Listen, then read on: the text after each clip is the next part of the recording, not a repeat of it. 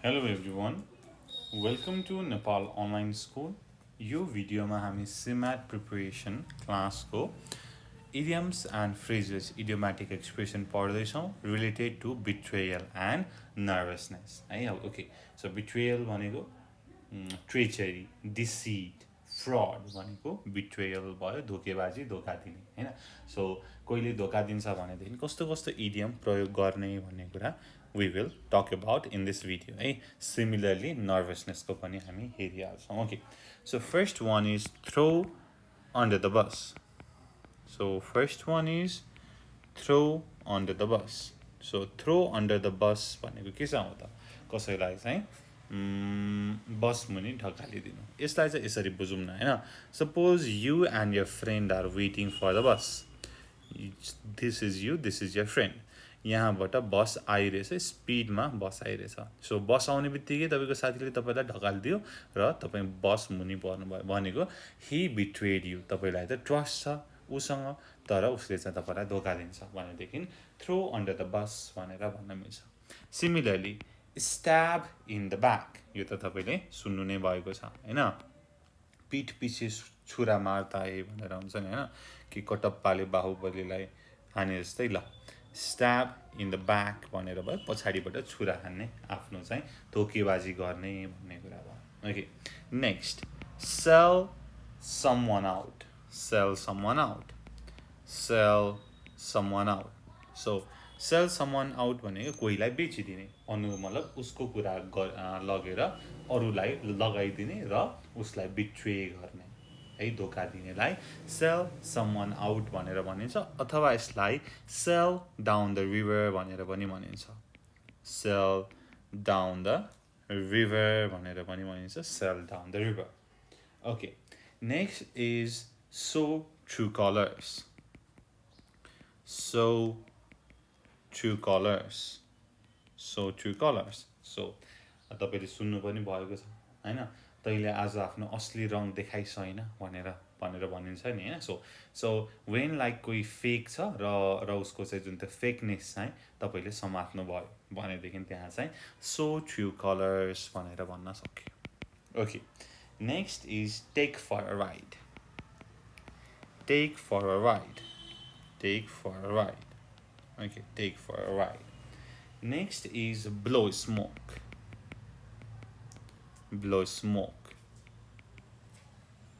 and next is viper in bosom viper in bosom भनेर भन्न सकिन्छ so what is bosom a bosom is woman's chest or breast so woman को chest अथवा breast लाई bosom भनेर भनिन्छ so Viper is snake होइन विषालु सर्प राखेर हिँड्ने भन्नुको मतलब जुन बेला पनि डस्न सक्छ भन्नुको मतलब के त he has betrayal nature भन्ने कुरा छ ओके ठिक छ ल so these are idioms for betrayal okay next is nervousness को लागि अब हामी अरु इडियमहरु हेरौं है त okay let's see for nervousness okay so the first one is afraid of own shadow afraid of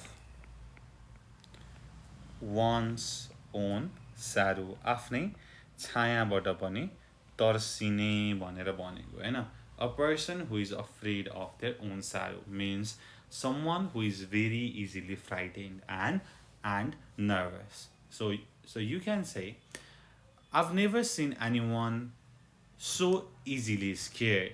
She is afraid of her own shadow. Okay. Next one is bated breath. B-A-T-D, bated breath. So bated breath. Bated breath means when you are anxious and excited about something. So you are nervous and excited in the same time for any event so तपाईले केहीमा participate गर्नुभयो अब विनरको नाम घोषणा हुँदैछ so you can say I waited with bated breath for the winner to be announced so के त nervousness and excitement at the same time like bated breath भनेर भनिन्छ next is Make your blood run cold. Make your blood run cold. Make your blood run cold. So, make your blood run cold means it shocks or scares you a lot. So when you look at prisoners' eyes, so कैदीहरूको आँखामा हेर्दाखेरि it makes you shiver, हैन? It makes you frightened. So you can say the look in the prisoner's eyes made my blood run cold. हैन? रगत नै चिसो भयो भन्ने कुरा जस्तो कुरा. Okay. Next, break out in a cold sweat.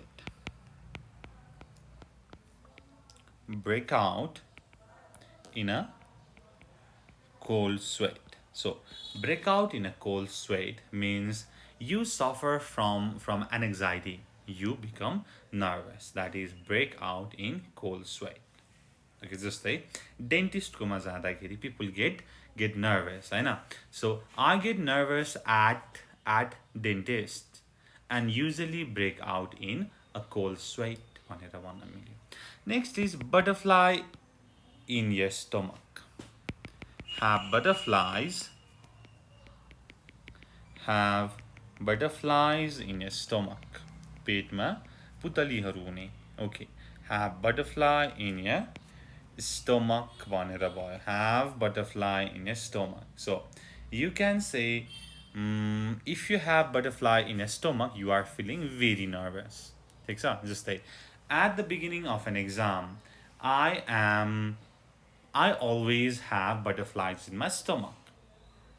Okay, next one. Like a cat on hot bricks. Like a cat on hot bricks. So, a person who is like a cat on hot bricks is very nervous or restless. So, कुनै पनि बिरालोलाई तातो इँटामाथि राख्यो भने ऊ चाहिँ nervous हुन्छ, ऊ चाहिँ छटपटिन्छ, रेस्टलेस हुन्छ. सेम थिङ मान्छेको लागि पनि है त. सो जस्तै तपाईँको रिजल्ट पब्लिस हुँदैछ. The week before the results were published she was like a cat on bricks, on hot bricks भनेर भन्न सकेँ. फेरि एकचोटि भने मैले the week before the results were published she was like a cat on hot bricks भनेर भन्न सकियो. Okay. Next one. On the edge of one's seat. On the edge of one's seat. So, what do you mean by on the edge of one's seat? Okay. So, let's see. यसको एउटा example हेरौँ हैन. So, like this is a bench. तपाईँ चाहिँ छेउमा हुनुहुन्छ. भन्नुको मतलब के त भन्दाखेरि he is nervous and excited too. So something interesting is going on and you find it both extremely exciting and nerve-wracking. तब त तपाईँ आफ्नो सिट भन्दा कुनामा गएर चाहिँ त्यो कुरा हेर्नुहुन्छ, त्यो कुरा बुझ्न खोज्नुहुन्छ हैन. So on the edge of one seat means nervous and excitement at both time, at the same time. Okay. Next, your heart misses a beat.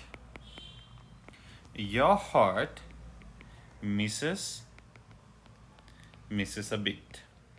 So your heart misses a beat means, so if your heart misses a beat, you have sudden feeling of fear and excitement. So जब हैन तपाईले मुभीहरु हेर्नुहुन्छ, तब चाहिँ एउटा ठ्याक्कै क्लाइम्याक्समा चाहिँ भूत ठ्याक्कै आउने हुन्छ नि हैन. तब चाहिँ तपाईँ चाहिँ एकदमै तर्सिनुहुन्छ, तपाईँको चाहिँ धड्कन नै बन्द भएको जस्तो हुन्छ हैन. सो त्यो बेला चाहिँ your heart misses a beat भनेर भन्न मिल्यो. जस्तै when the lights suddenly went out, her heart misses a beat भनेर भन्न सक्यो.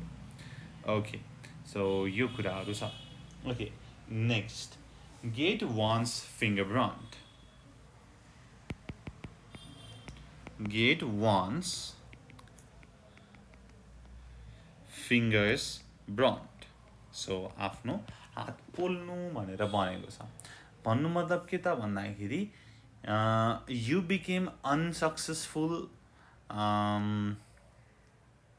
for the first time and you become nervous about trying it again.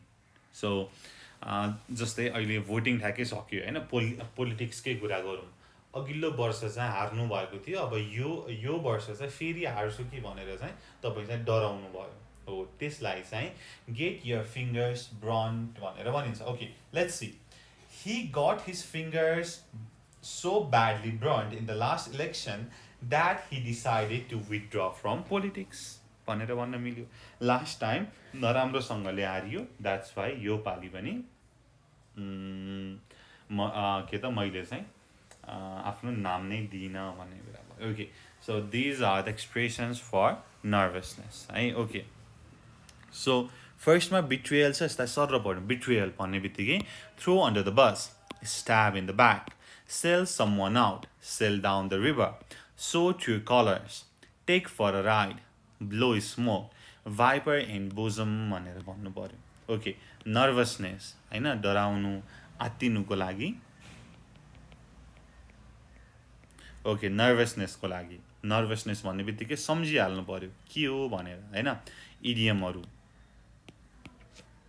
afraid of one's own shadow, bated breath, make your blood run cold, break out in a cold sweat, have butterflies in your stomach, like a cat on hot bricks, on the edge of one's seat, your heart misses a beat, get one's finger burned भनेर यसरी गर्नु पर्यो।